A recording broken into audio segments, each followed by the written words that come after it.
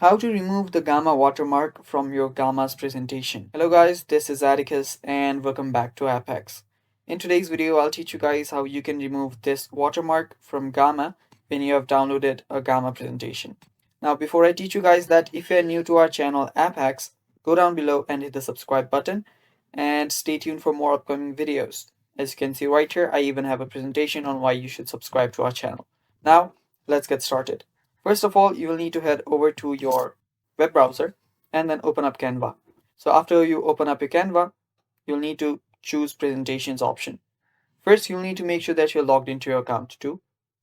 After you've done that, tap on the presentations and here you will need to import your presentation. Now to upload your presentation here, simply go to uploads and then drag and drop your presentation.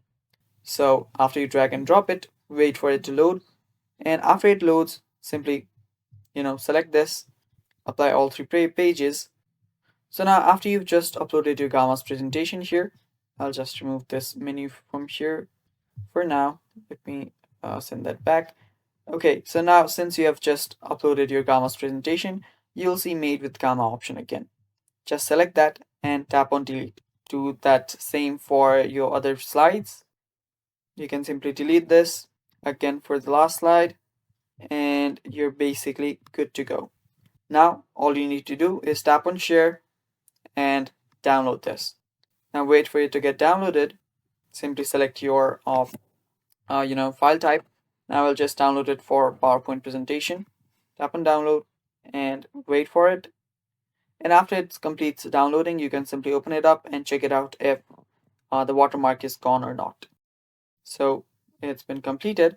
Now let's open this. Now as you can see, the watermark is no more. Now you can edit this more if you'd like, and yeah, that is basically it.